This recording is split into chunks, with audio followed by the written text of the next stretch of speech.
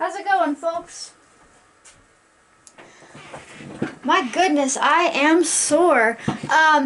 Because in the lower valleys of Northeast Oregon at the base of the Blue Mountains, spring is not messing around. So yesterday we hiked about 5 miles around one of our lakes, just checking. And I mean, we did more than 5 miles because we took every little side trail too to see what was growing there, you know, what way back into the sticks. But the main trail that we walked along on our way around the lake was 5 miles, so I'm a little sore. But this is a time of year where you gotta get busy finding these plant allies because a lot of them really wake up in the first beginning of spring, very early summer. And so for me, it's like the busiest time of year. I love it though. I'm just a little sore, but we can help with that. We can help my body feel a little less sore by utilizing some of this amazing lemon balm. Now you guys have watched me make a lemon balm tincture before, but today I'm going to show you how to make a lemon balm elixir. There we go. And that's where like you have honey involved in the situation. And there's several ways you can do it. There's several ways that I do it. I'm going to show you one of those ways today. So I'm going to have my lemon balm here, and I'm going to take it and I'm just going to chop it up a little bit. Again, like in my other videos, I don't believe in like completely pulverizing my plant matter. Some places will have you chop it to the point where you can't even tell what it is by looking at it. I've seen people tell people to put it in a food processor. Please don't do that. Have faith that these plants and the alcohol have been doing this dance for longer than we even know, and so they know what they're doing. But we do chop it up a little bit to give it surface space. Surface space meaning more area for the vodka, the 100 proof vodka we're going to use, to absorb into. So take my knife and just probably fighting the nature of this knife here. It'd be easier that way, right? And just give her a good chop down the way. You know, so she's just small pieces, but not so small that you don't know who she is. And then I'm going to take my jar here, and I'm going to start, because I can't cut it all up at once. There's no way that I'm using all this in the jar either. There's so much here. I'll probably make a normal tincture too. Might dry some for a body oil, and I can show you how to do that in the next few days. So I'm going to chop up enough to pretty much fill the jar. You don't need to like really pack it down. You don't want to do that because you do want there to be space for your alcohol and your honey. I see people do that too. Like I tell them to fill a jar and they think that like means you need to like pack it down, like metric ton fill it. But then the problem is you can't get much vodka in there, and then when you press it out you're like, wow, I only got like a cup and a half worth of tincture versus, you know. So, but that applies to any size jar. I'm using a half-gallon jar here, but you can certainly do all the way down to the half-pint jelly jars. You don't have to make a ton of tinctures, especially if you're not planning on gifting it or selling it or anything like that. There'd be no real point in making a half-gallon's worth because we are taking a tincture a drop at a time, not a shot at a time. And so like an average dose of lemon balm tincture is between like 5 and 10 drops is needed. So there's like millions of drops in a half-gallon's worth of elixir, so there's just no need to make this large amount if you're not intending on gifting it or selling it. But as most of you know, I have shop updates and I have to have enough stuff available for folks. So I take my tincture making pretty seriously, so there's enough to go around a little bit more.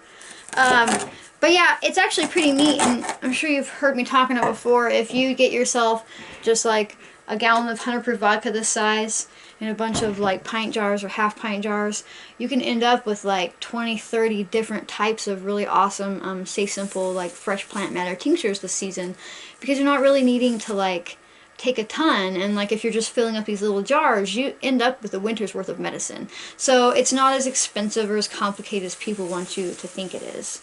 I probably chopped up too much here, so I'm gonna say that's probably good. because again, we want the honey and the vodka to get in there too. If you can see me on the other side here, I'm just gonna sit this over here.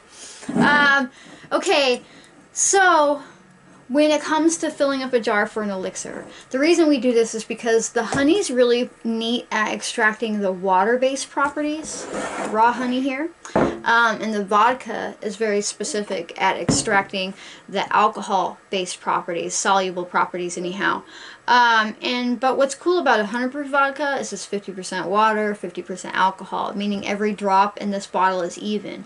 Meaning for the most part, every drop you're going to get out of this, even with the honey added, is going to be even. It's safe. There's no complicated math to make it safe. And then because vodka, 100 proof vodka is 50% water, it actually extracts a lot of the water soluble properties as well. And I hear it time and time again from people. They're like, wow, your tincture was so smooth. It, like somebody was talking about a catnip tincture the other day. They're like, oh, I had a catnip tincture a while back from somebody else, and it made them like really feel pretty ill.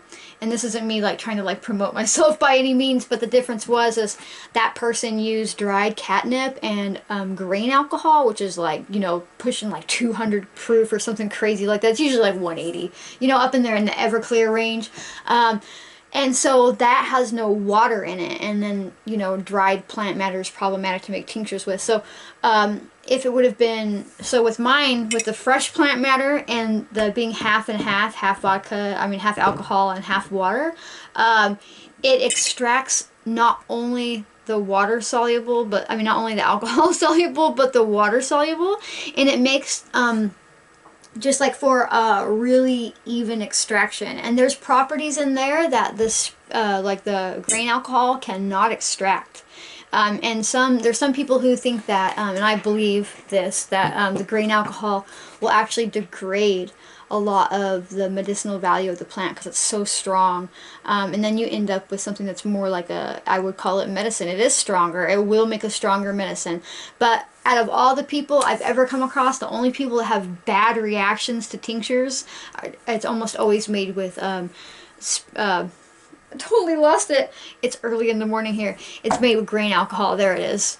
Crazy early. It's like barely 9. And I was like, oh, I have to get this done, but I should make a video while I'm at it, right? Because that's kind of what I promised you guys. So, anyhow, all that stuff aside, chop up your lemon balm a little bit, your fresh lemon balm. Put it in your jar, whatever jar you choose. Now, you'd be tempted to pour the honey over first, but honey makes a really cool waterproof barrier. So if I fill this up with honey first and then try to put the vodka in it, we're not going to get anywhere today. So I'm going to take my vodka, and I'm going to fill it about halfway up. Honestly, I forgot to do a liquor store run, so this is all the vodka I have. But that's okay.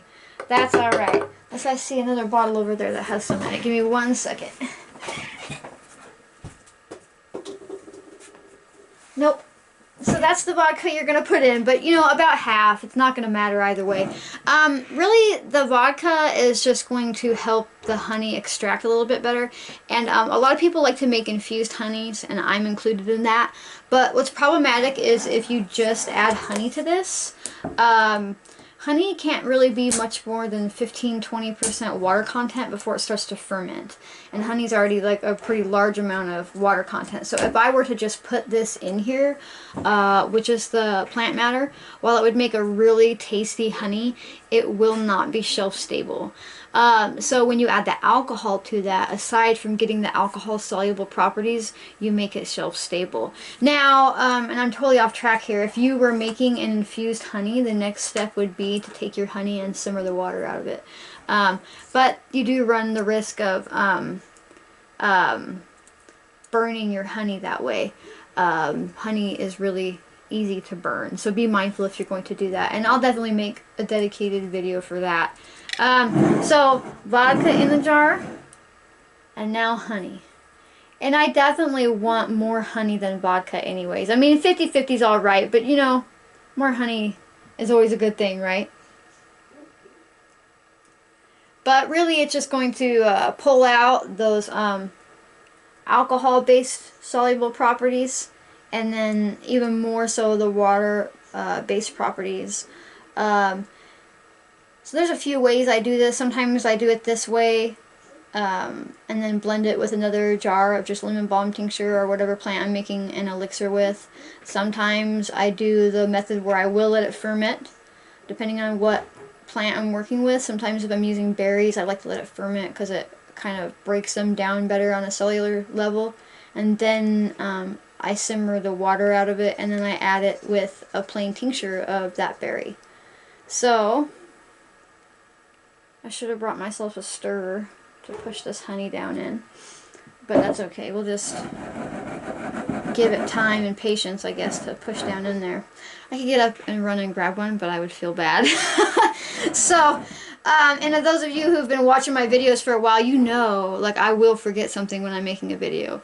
So, it's kind of just par of the course, right?